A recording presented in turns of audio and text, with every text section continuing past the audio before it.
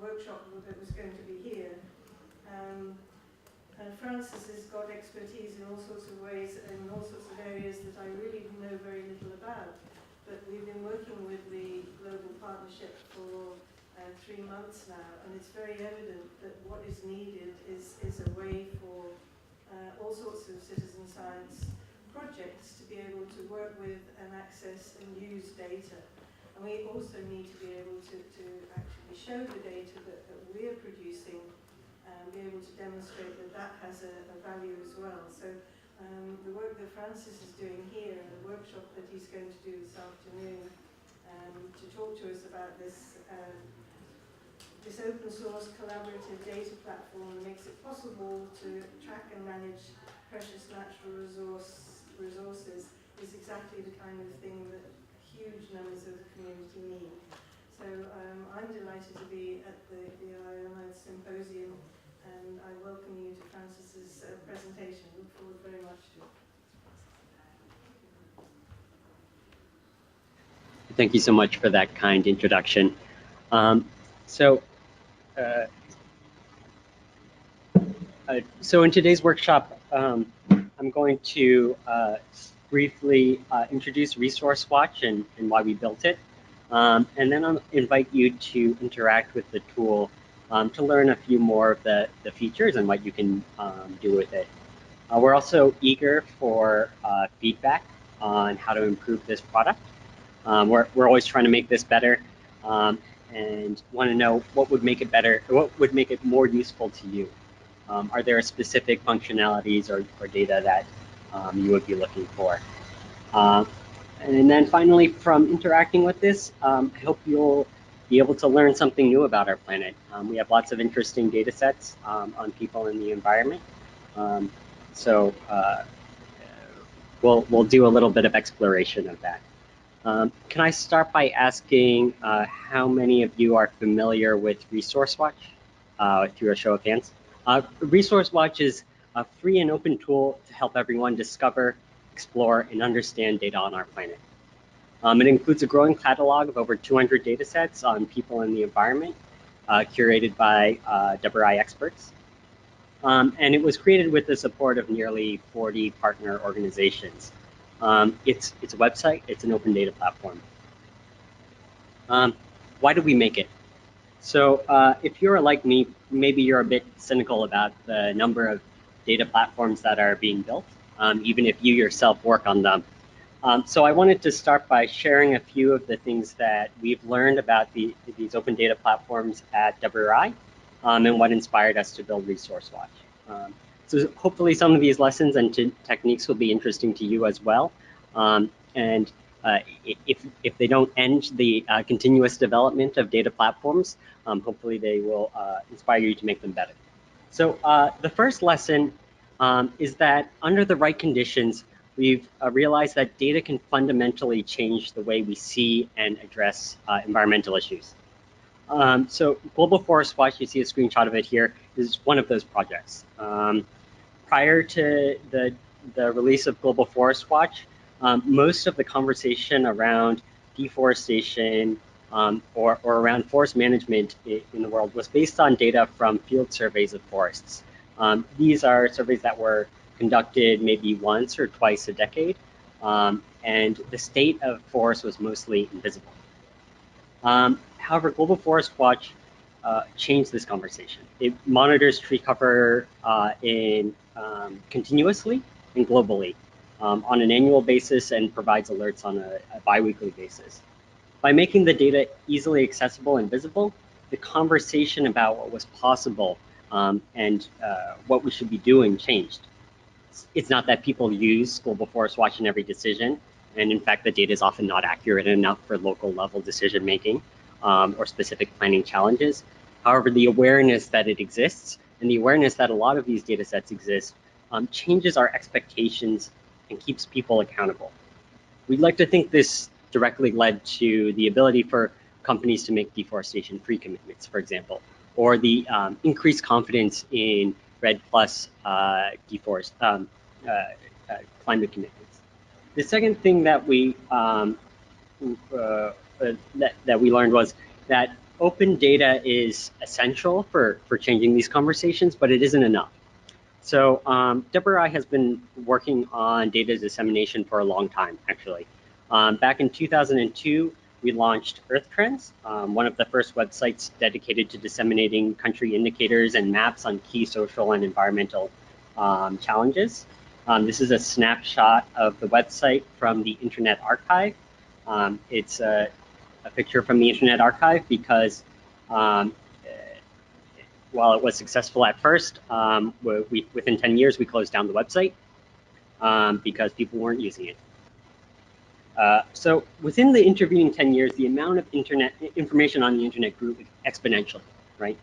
And we failed to adapt. Earth Trends provided data, but it didn't address any specific problem or challenge that people had. And there are plenty of other folks that came out that were more authoritative than the World Resources Institute. And so Earth Trends was no longer relevant. When we provide data, we need to make sure it's addressing a clear issue and facilitate its use.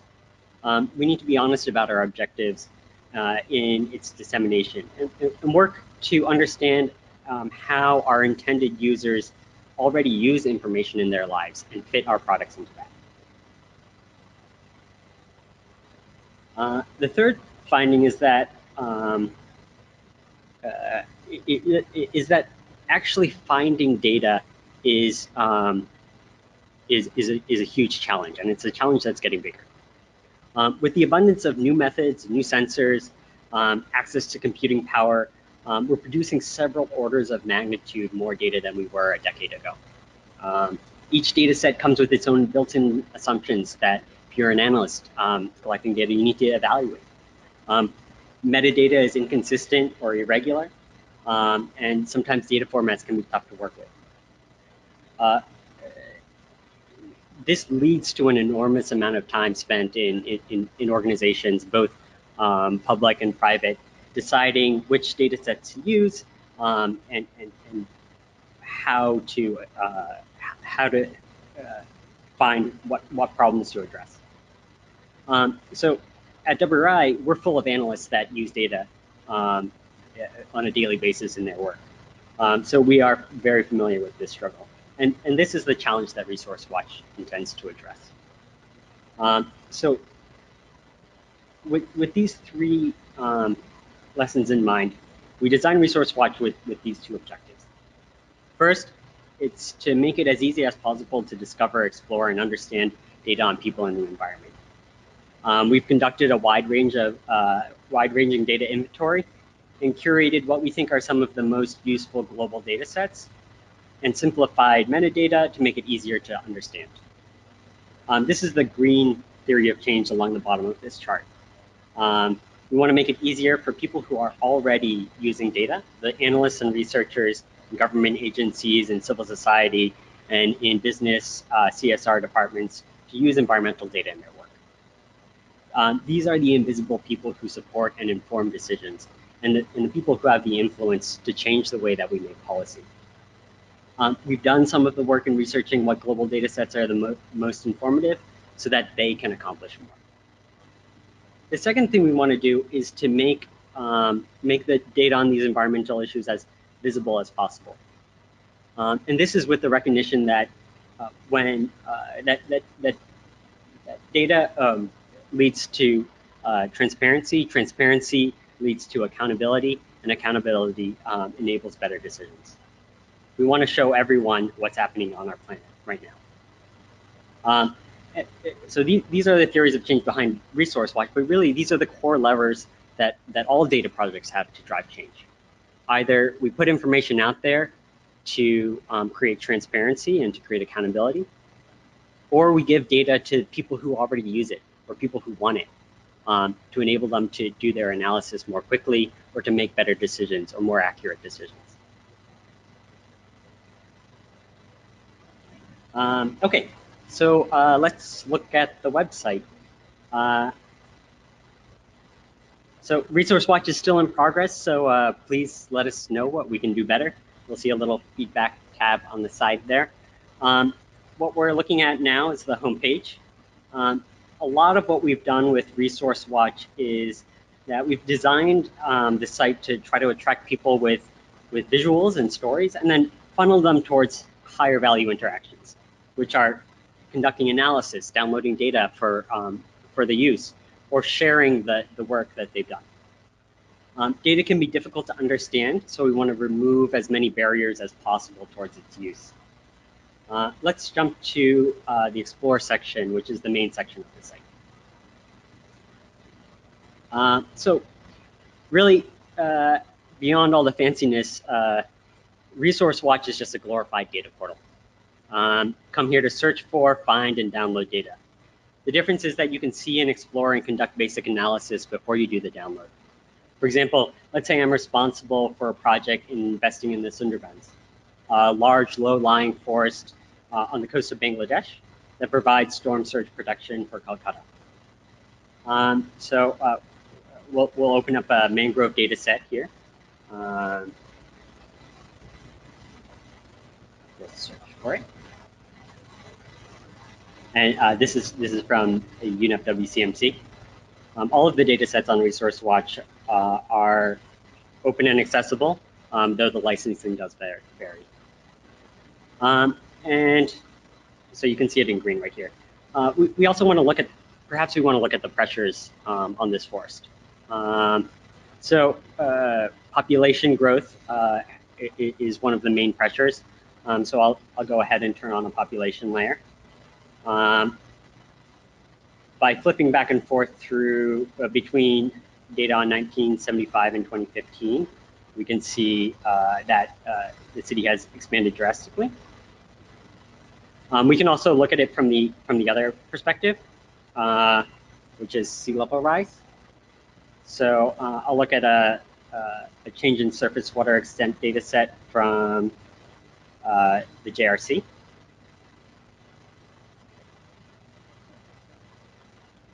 And here, this data set also covers it over time.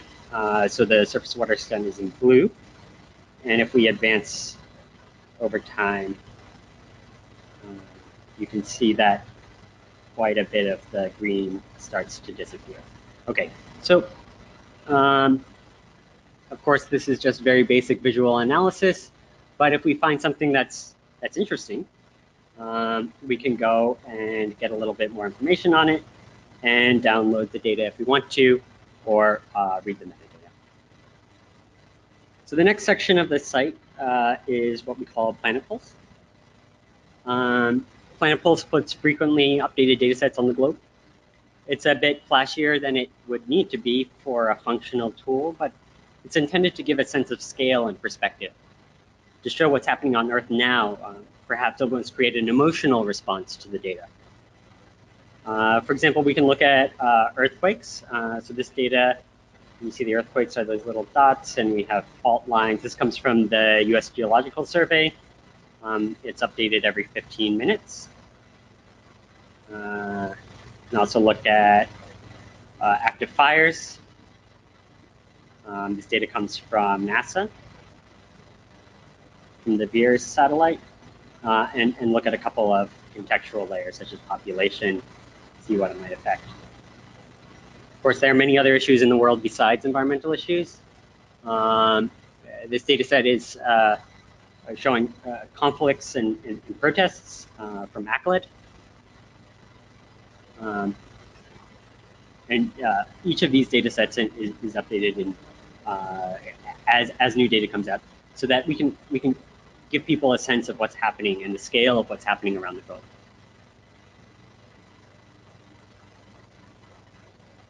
The third part of Resource Watch I think is worth sharing is the importance of storytelling. In order to understand how the data can be used and to identify the data, or identify with the data, it helps us see what others have done with it. So I'm going to tell a story about this myself.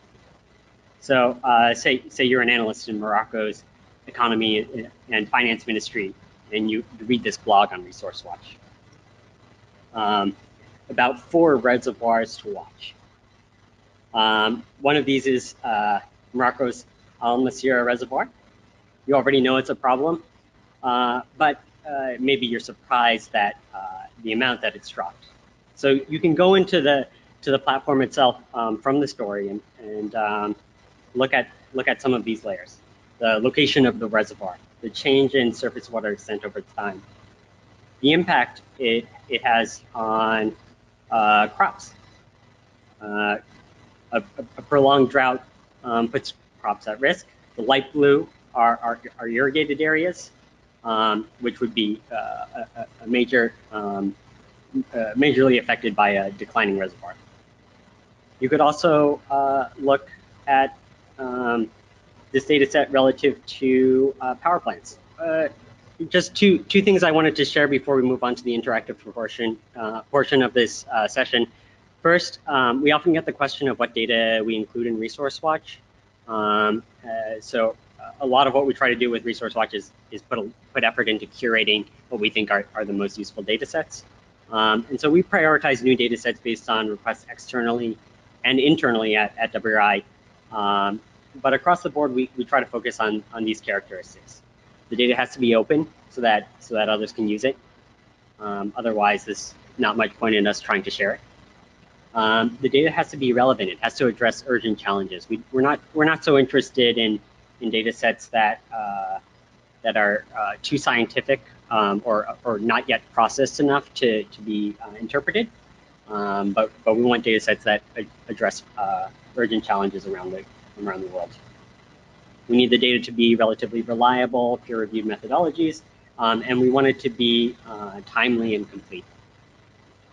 The second thing I think is worth noting is that Resource Watch is open source. So if there's anything that we've built that's useful to you, feel free to take it and use it. This is our GitHub, which has all the source code for the website, and all the data sets you can download on the website itself. All right, so who brought their computer with them? Some people. Can I ask a question? Yes. Is the data stored at the different distribution points, or do you actually bring it to a centralized place? That's a good question. So it depends. So the way we've designed the platform, we can both pull in data directly from other APIs, or we rehost the data depending on the reliability of those sources. So one of the things we realize is that many of these data services that people develop aren't really designed for production environments. They're sort of designed mostly for ad hoc dissemination. And so for a website like Resource Watch, we often need to rehost data to make sure it's reliable and consistent. We can take a few more questions at this point. Yes? Sorry, I was familiar with reference, but not the Resource Watch. Yeah. My question is, I understand the way you have presented it is that it's a consolidation of data from different sources. So with that, how did you, because different organizations would collect data differently, and probably one would be on a different resolution than the other. How do you put those things together and make sure that it's in a way that usable for different stakeholders using Resource Watch? Yeah. So we do collect data at many different resolutions and in many different formats. So what we try to do is to find the quote-unquote best data for each topical area that we cover, which will vary in scale and resolution and even in timeliness quite a bit. So for example, for land cover data or for forest data, we're able to find information at the 30-meter scale.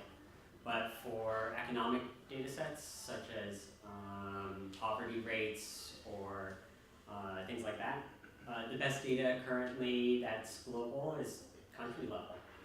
And that's just the reality of what we have to deal with. The interface is designed so that you immediately see that.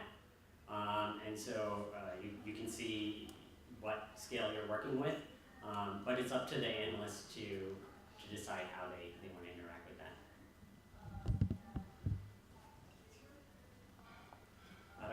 we haven't, Marcel. Do you want to keep going or okay? We can take a couple more questions and then we'll go on to the interactive section. Yeah, well, it's actually building on your question. So it's a beautiful platform with all the best data sets that are out there as far as I can see. But do you provide any guidance for people on things like fit for purpose? So how and when you should use this data and for what? Do you harvest examples? Do you track how people actually integrate different data layers so that you can start to sort of share that so people can go, oh, okay, I can link these two to actually understand things like coastal flooding under a changing climate, things like that? Yeah, that's a good question. So that's our dream. So we do collect some information about how people are using the data sets, but I think we don't yet have a large enough sample size to draw conclusions from that. But in terms of how people are using the data sets on the site, we do, where we do provide examples of how the data can be used is through the blogs, through the data storytelling. And we also try to put some effort into writing and rewriting metadata to explain. We have a section in each of the data sets that is cautions or limitations, and we also try to simplify the description to explain what the data set means. Thank you very much, very nice. It's a lot of work. It's good that you brought the example of Morocco, actually. Here and Morocco is a good example. I was on technical assistance to Morocco not a time ago. And they have so many departments responsible for natural resources. You would have the fisheries, the forestry, the agriculture, water. So this is really good because it brings all this data together. My question is on the power plants. How do you get the data on power plants, and how do you think it's accurate? I mean, it's a different thing that we're talking about. Yeah, so actually the power plants data set, which I didn't show, but I can show actually, is a data set that was developed by WRI. We collected data on power plants from quite a few sources, both government official sources as well as the power utilities themselves and the power plant companies or the companies that own the power plants. We estimate that we have about 90% coverage for capacity-wise worldwide. So it's pretty close to all of them, though it is not all of them. It's actually quite an interesting data set, and I would encourage you to dig into it if you're interested. There are other power plant data sets out there, but this is the first global openly accessible one. The other one is the Platts UDI data set, which is proprietary. Okay, so I will go over to the actual website. If you brought your laptop, I would encourage you to follow along. And then we'll have a specific task that I'll ask you to complete. We'll see if we're able to do this. It is a bit of a strange format for a workshop with me standing up here, but normally I would try to walk around the room and help people out.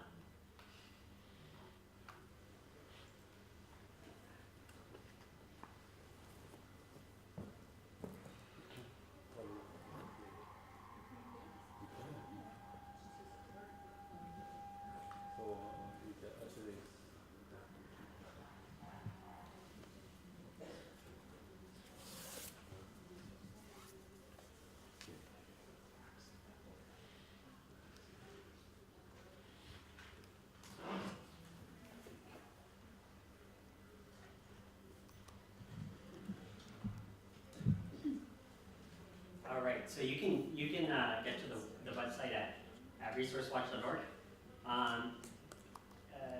Just to keep in mind what we're going to try to do. We'll have two tasks. The first is to have each of you create a map overlay. Just looking around and finding interesting data sets, and then sharing that with me. And the second is to create a dashboard. Dashboards are something I did not talk about earlier in the presentation, but it's a functionality that we have where you can collect little visualizations together from the data that we have on Resource Watch, and add some text.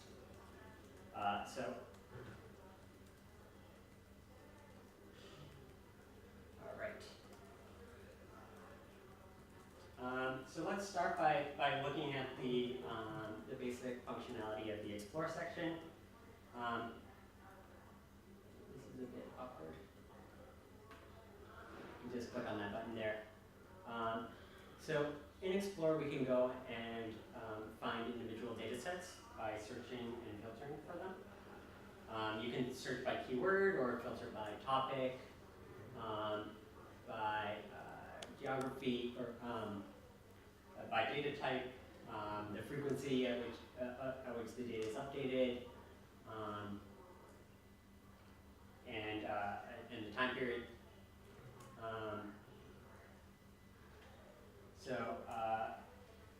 For example, we can search for the power plants.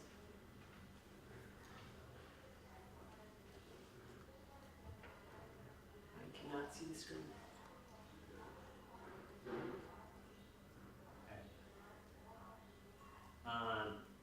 It's right here. Any data set can be turned on by just clicking the Add to Map button.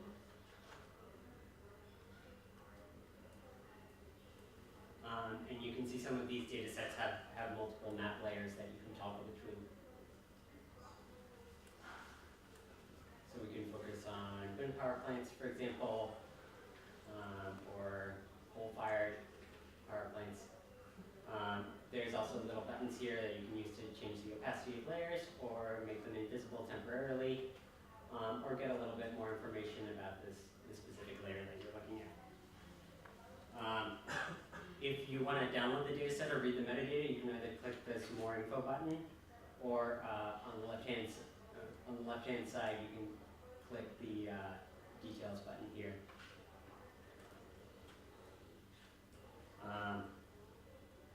And so this will give you a little bit of a description, give you options to go to this original source. And then we also have things like cautions, the formal data set name, or the actual name of the data set. The names in the Explore section we've shortened and tried to make it a little bit more self-explanatory, because often data sets are named in academic ways,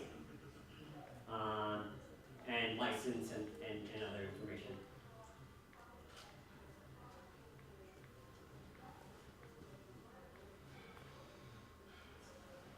All right. So we can also do a little bit more advanced interaction with data sets. And so let's look at this reservoirs and dams data set right here. It's the fourth one down. You can see this is a data set that was developed by Bernard Lenner at McGill University.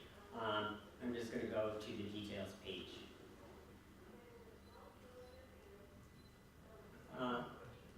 With many of the data sets that we have, you can actually explore the data set in a bit more detail, but with this little visualization tool. If we click on table, you can see the data that's in the data set. We have many different variables here. We can also go to the map view. If you have any questions, feel free to interrupt me as well. And we can go into this chart view as well. To make a chart,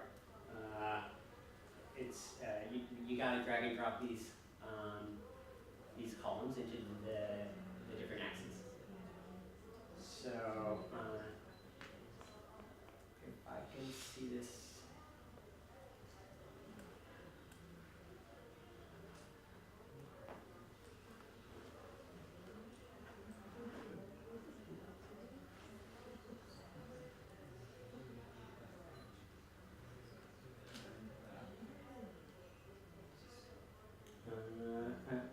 Does that seem maybe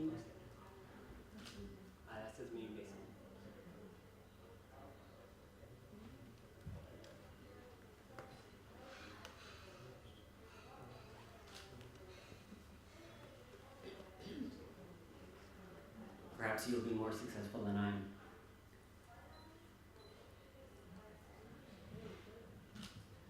So this isn't so interesting.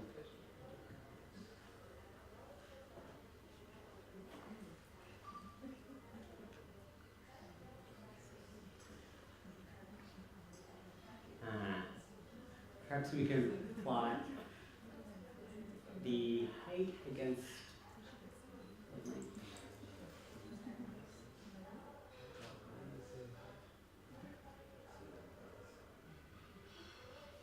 That's a scatter plot. And I'm going to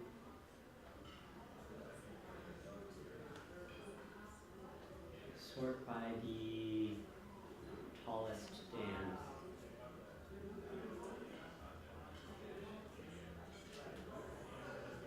So the tallest dams aren't necessarily the longest ones.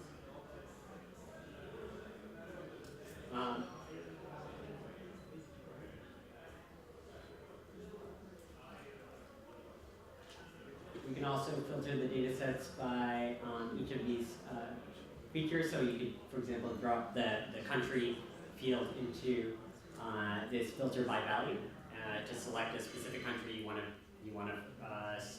only look at, or if you have a custom area that you've created and uploaded, you can also filter to a specific location of interest.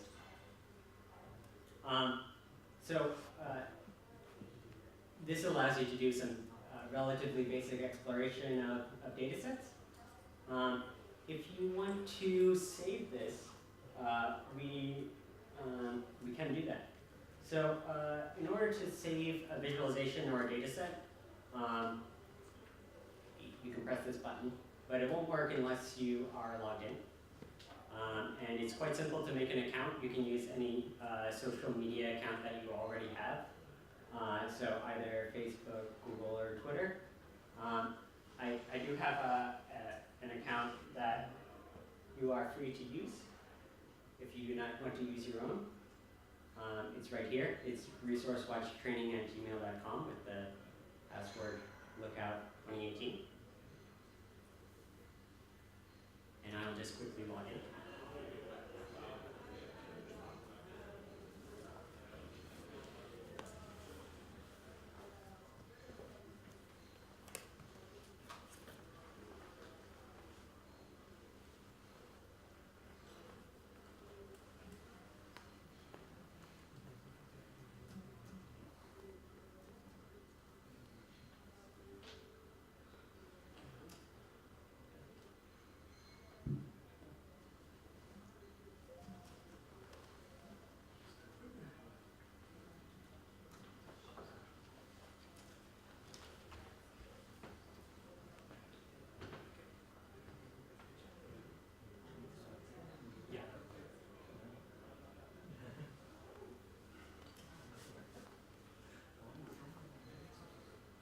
The magic of technology.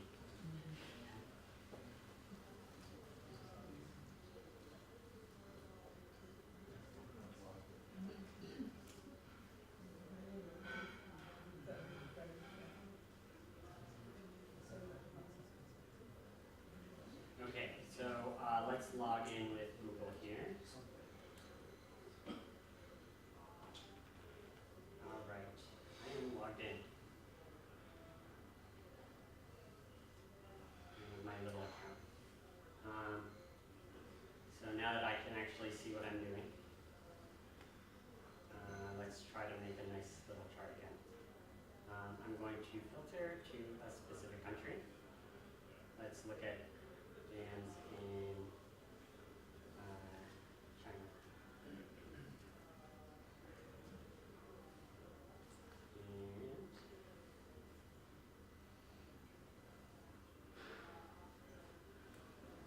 And I'm going to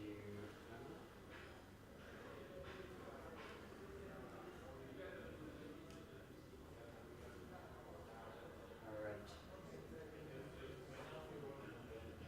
Here we can here I'm graphing the main purpose of the hydropower plant or the dam with against the capacity. So the largest dam is primarily for hydroelectricity. That's not very interesting. I'm going to sum these up so that we have one column for each main use. So in China, you can see that just very basic. The majority of dams in China are for hydroelectricity, followed by flood control, followed by unknown. Great. So now I can click Save Visualization and give it a little name.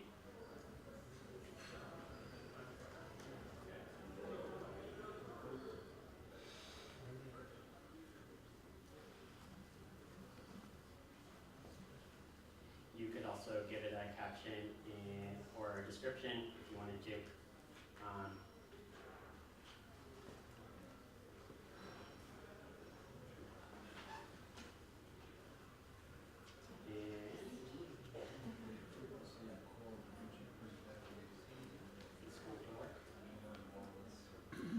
So this is why the site is still in beta.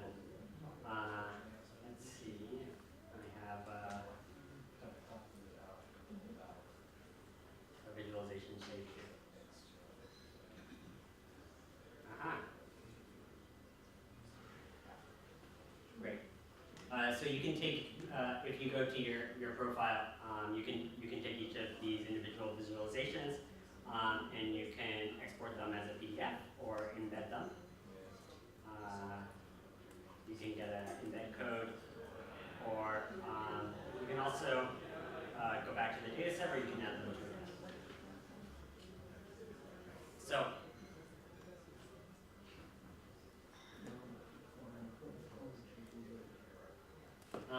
let's try creating a dashboard. So if you go to the My Resource Watch section, or this profile section, and you just go down to dashboards here, or you click dashboards there, you can create a new dashboard. And you have to give it a name.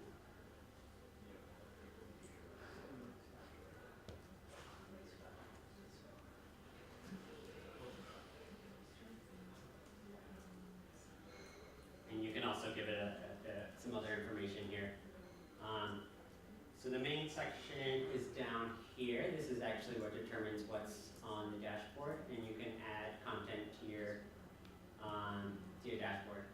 So that chart that we just created, you can just click on it and add it in there. You can also look at other charts that were already made on Resource Watch. These are ones that might be attached to data sets already or used in the topic pages that we have curated. So you can see what's here. If there are, if you're going through the site and you do see interesting charts and graphs, you'll find that each of them has these little stars here, and if you click on them, they'll get saved to you. I did not click on the star. They'll get saved to your favorites.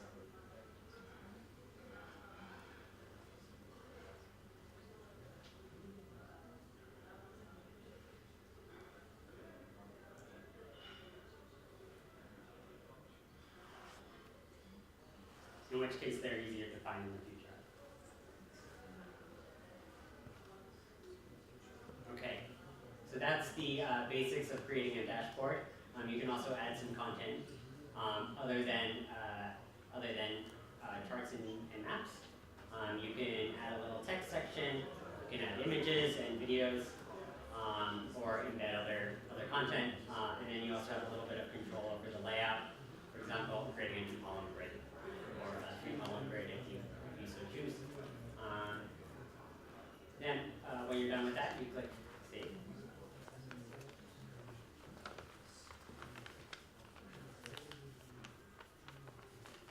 And this can be shared by going to the preview button. And here are my interesting data sets with the two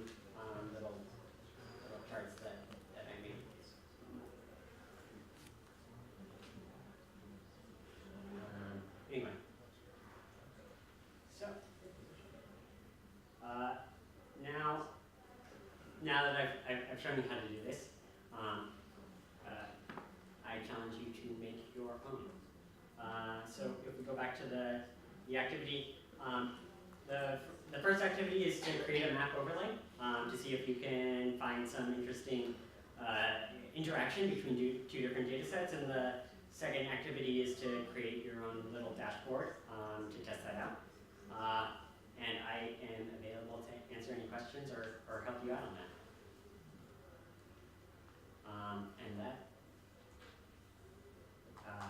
That's the end of the presentation, I guess. Except unless you have any questions that I can help out with.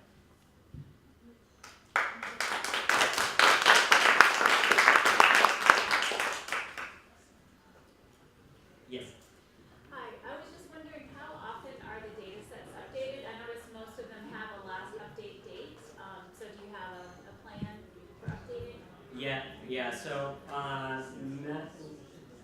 there's a set of data sets that we have that we update automatically. And so as the new data comes out at the source, we will automatically ingest that information and post the most recent data. Everything in the Planet Pulse section is updated extremely frequently, and the data set metadata will say how frequently it's updated. For the rest of the data sets, we do so on an ad hoc basis. Depending on what the information at the source does. So many of our country indicators, for example, are updated on an annual basis, or the World Bank updates on an annual basis, and so we'll go and update when they update. Other data sets are produced one-off. They might be academic publications, and so it's unknown when a new version will be produced. And so it varies from data set to data set. Yes? How frequently your data is being challenged by users? How? If you allow that to happen, and if it is happening, how do you respond to that? That's a good question. So how frequently are our datasets challenged by users? We have received very few challenges. Actually, the only challenges that we've received have been legitimate complaints from the authors about how we've mischaracterized their data or slightly presented it incorrectly, and we've gone ahead and fixed those things. I think one of the questions we get often is like, how do you guarantee quality of your data sets, or what are your quality standards? And so we do have this process where we try to find whatever the highest resolution, peer-reviewed, or otherwise methodologically sound data is out there, but the quality of data is actually quite a subjective evaluation. Depends on what you're using the data for. So a global data set might be useful for comparing across large areas, but it might not be useful if you're looking at an individual data point at a local area. In the back. Francis, I wasn't in the room the whole time, so forgive me if you answer this, but what do you want to do next with this platform? And can I on Earth help you in some way to do that? Yeah, that's a great question. I know. Thanks, Bill. So what do we want to do next? Well, there's a lot that I think can be improved on the platform as it is. So that's step one. It's the least exciting thing to do, but with every platform, the launch of it or the publication of it is, we got a big time upside.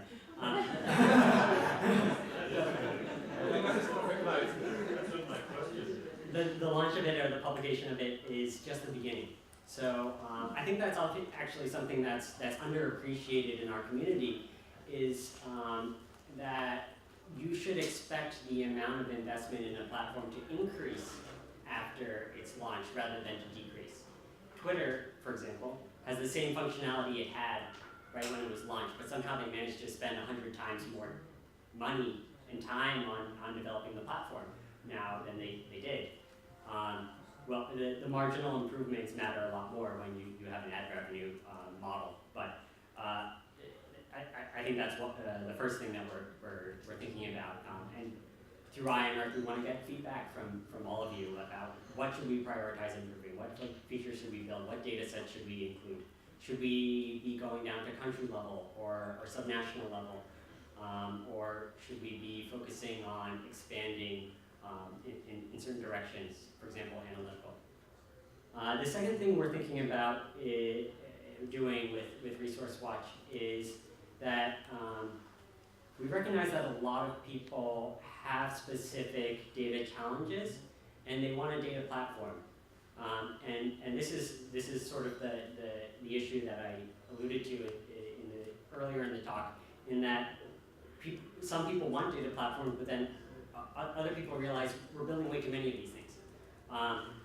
And so one thing that we'd like to do is to take the technology that we've built and package it up in a way that you can do very simple micro platforms that require almost no development effort, but can curate a few data sets and a few pieces of content that allow a country to, for example, show all of the data that they have on agriculture or water resources or something like that. So that's one of the directions that we're thinking about going in. But we're open to ideas and feedback. Thank you. I guess we're out of time, but thank you all so much for bearing with me.